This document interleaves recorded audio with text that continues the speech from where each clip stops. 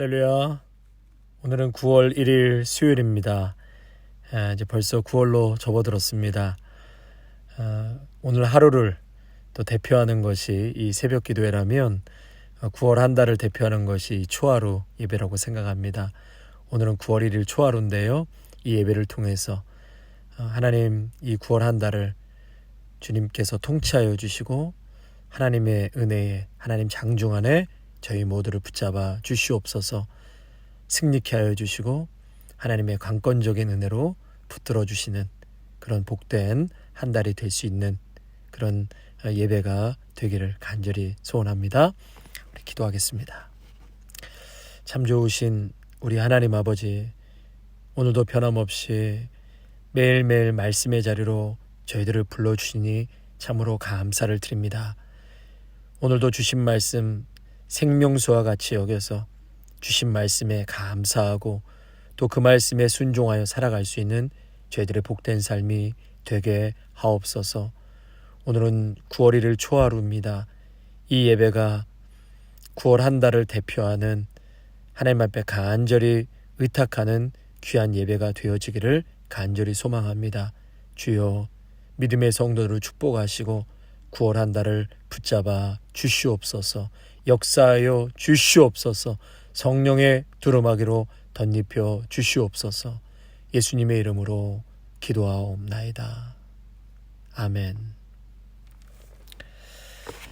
사사기 12장 1절에서 15절까지의 말씀 보시겠습니다. 사사기 12장 1절에서 15절까지의 말씀입니다. 에브라임 사람들이 모여 북쪽으로 가서 입다에게 이르되 내가 암몬 자손과 싸우러 건너갈 때에 어찌하여 우리를 불러 너와 함께 가게 하지 아니하였느냐. 우리가 반드시 너와 내 집을 불사르리라 하니 입다가 그들에게 이르되 나와 내 백성이 암몬 자손과 크게 싸울 때에 내가 너희를 부르되 너희가 나를 그들의 손에서 구원하지 아니한 거로 나는 너희가 도와주지 아니하는 것을 보고 내 목숨을 돌보지 아니하고 건너가서 암몬 자손을 쳤더니 여호와께서 그들을 내 손에 넘겨주셨거늘 너희가 어찌하여 오늘 내게 올라와서 나와 더불어 싸우고자 하느냐 하니라. 입다가 길르앗 사람을 다 모으고 에브라임과 싸웠으며 길르앗 사람들이 에브라임을 쳐서 무찔렀으니 이는 에브라임의 말이 너희 길르앗 사람은 본래 에브라임에서 도망한 자로서 에브라임과 므낫세 중에 있다 하였습니다. 길르앗 사람이 에브라임 사람보다 앞서 요단강 나루턱을 장악하고 에브라임 사람의 도망하는 자가 말하기를 청하건대 나를 건너가게 하라 하면 길르앗 사람이 그에게 묻기를 내가 에브라임 사람이냐 하여 그가 만일 아니라 하면 그에게 이르기를 십볼렛이라 발음하라 하여 에브라임 사람이 그렇게 바로 말하지 못하고 십볼렛이라 발음하면 길르앗 사람이 곧 그를 잡아서 요단강 나루턱에서 죽였더라. 그때 에브라임 사람의 죽은 자가 42,000명이었더라. 입다가 이스라엘의 사사가 된 지 6년이라 길르앗 사람 입다가 죽음에 길르앗에 있는 그의 성읍에 장사되었더라. 그 뒤를 이어 베들레헴의 입산이 이스라엘의 사사가 되었더라.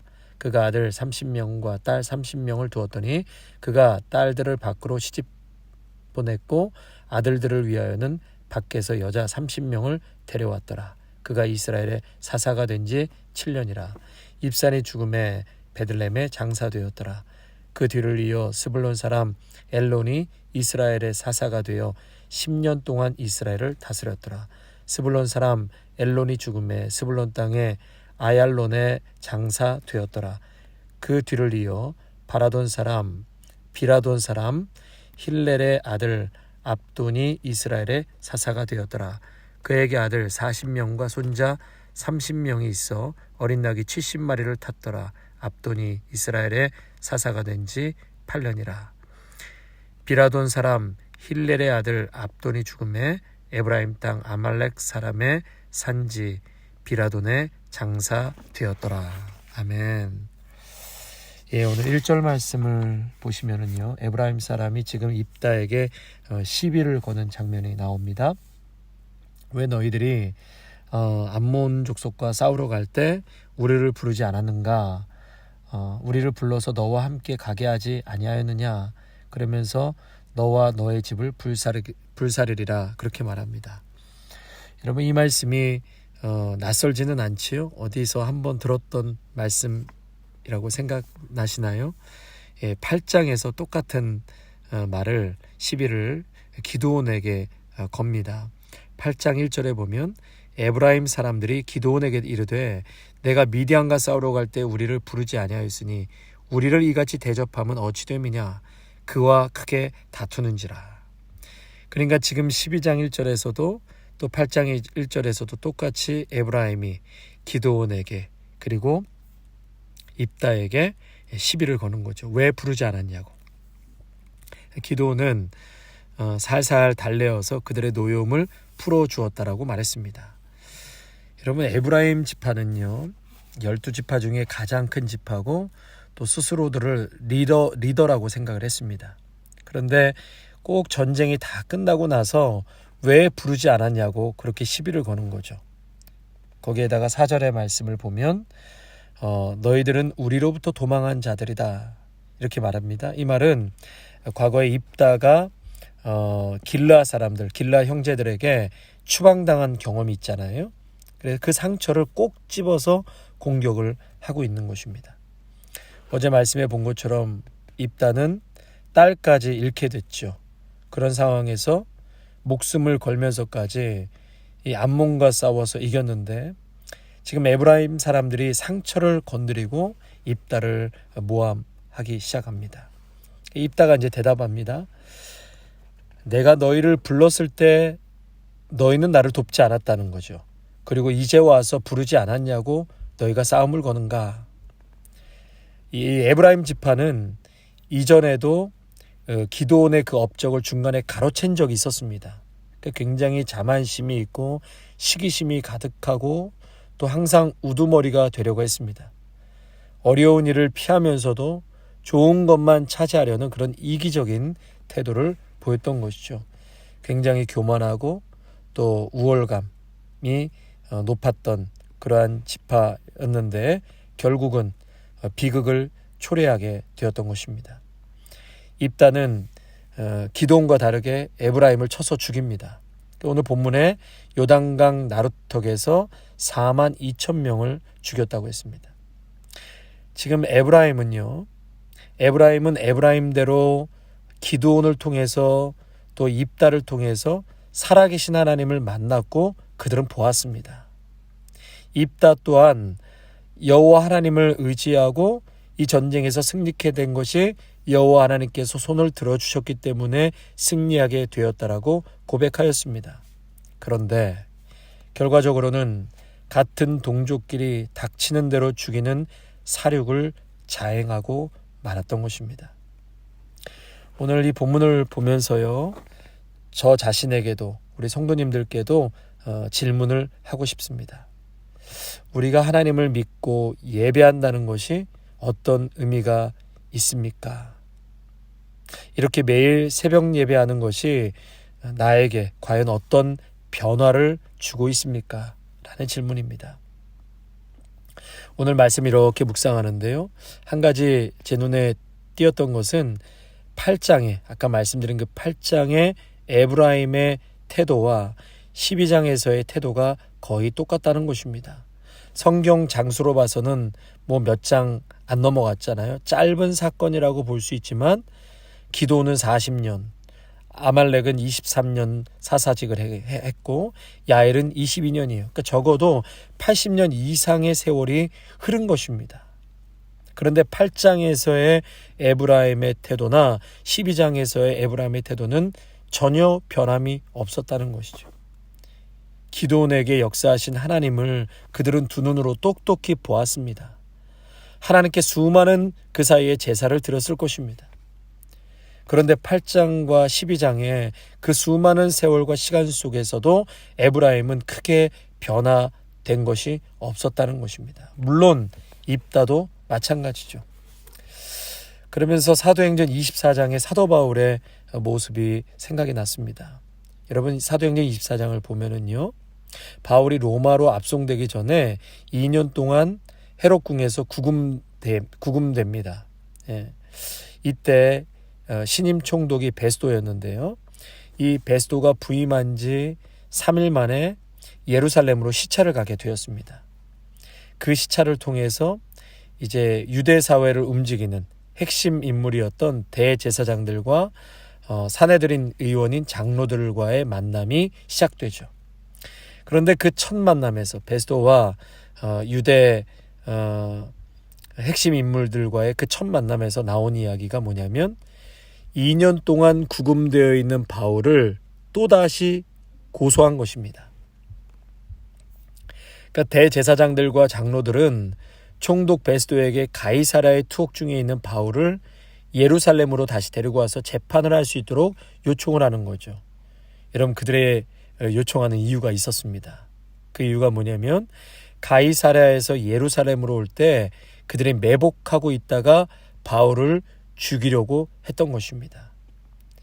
그것을 어떻게 알 수 있냐면 이미 2년 전에 미수에 그쳤지만 그러한 계획을 실행한 적이 있었습니다. 장로들과 대제사장들이 음모를 꾸며서 바울이 산헤드린 공회로 올 때 그때 40명의 자객이 길에서 매복하고 있다가 바울을 죽이기로 계획을 세웠습니다. 미수에 그쳤죠. 그때로부터 2년이 지난 지금 바울은 헤롯궁에 2년 동안 구금을 당하고 있습니다. 2년 전에 바울을 살해하려다가 미수에 그쳤던 것을 2년 후에 그들은 베스도 앞에서 또다시 계획된 살인을 준비하고 있었던 것이었습니다. 성도 여러분, 2년이라는 긴 세월이 흘렸음에도 불구하고 지금 동일한 사람들이 동일한 방법으로 바울을 죽이려고 암살을 계획하고 있었다는 것입니다. 대제사장들과 장로들은 당시 유대사회에서 최고의 종교 지도자들이었습니다. 이들은 매일 혹은 안식일마다 예루살렘 성전에서 제사를 드렸을 것입니다. 이들은 종교 지도자들이었기 때문에 한 주에 한 번씩만 제사를 드렸어도 100번의 제사를 드렸습니다. 만약 한 주에 2번씩 제사를 드렸다면 200번의 제사를 드렸을 것입니다. 그렇게 대제사장들과 장로들은 숱하게 제사를 드렸음에도 불구하고 2년이 지난 지금 그들 중심에는 바울을 죽이고자 하는 마음으로 가득 차 있었다는 그런 충격적인 사실을 성경은 우리에게 폭로하고 있습니다. 그들은 종교 지도자들이었습니다. 수많은 예배를 드렸습니다. 그럼에도 불구하고 2년 전과 똑같이 의로운 바울을 증오했습니다.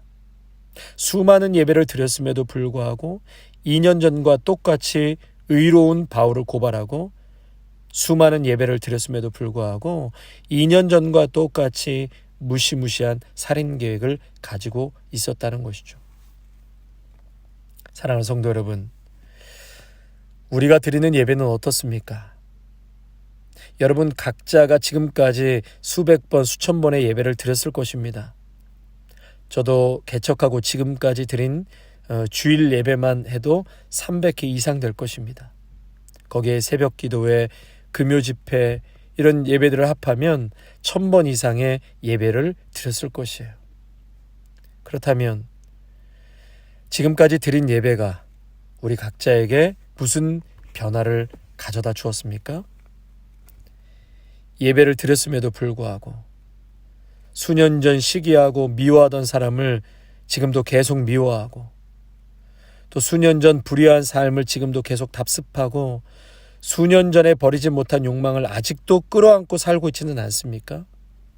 그런 예배를 앞으로 20년을 더 드린다 할지라도 그 예배가 하나님과 무관한 예배일 뿐만 아니라 나에게 무슨 영적 성장과 유익을 가져다 주겠습니까?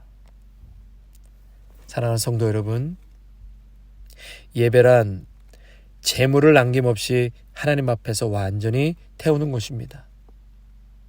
하나님 앞에 예배를 드리는 자신이 재물이 되어서 온전히 죽어지고 자기를 부인하는 것이 예배가 되어야 한다라고 말씀하십니다.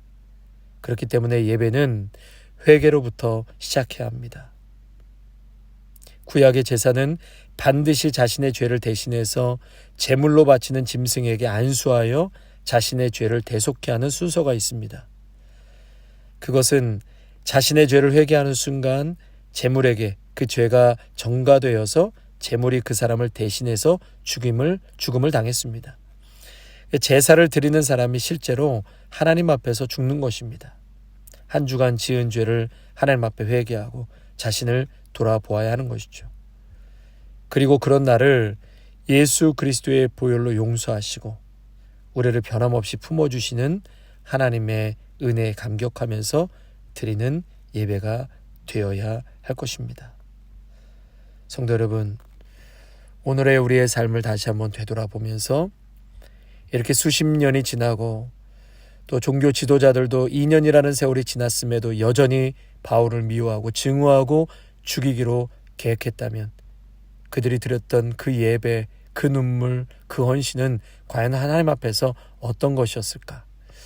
우리의 예배 다시 한번 돌아보고 우리의 삶에도 이러한 변화와 회개가 계속해서 수반되어야 할 것입니다. 아멘. 찬송가 455장 1절과 4절 찬양하겠습니다. 455장입니다. 주님의 마음을 본받는 자, 그 마음의 평강이 찾아옴은 험악한 세상을 이기림이 하늘로부터 임함이로다.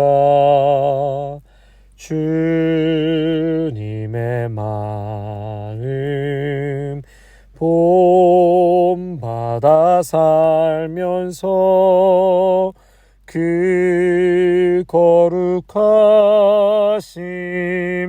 나도 이루리. 주 예수 세상에 다시 오실 그날엔 무성도 변화하여 주님의 빛나는 그 영상을 다 함께 보며 주 찬양하리. 주님의 마음 본받아 살면서 그 거룩하심 나도 이루리.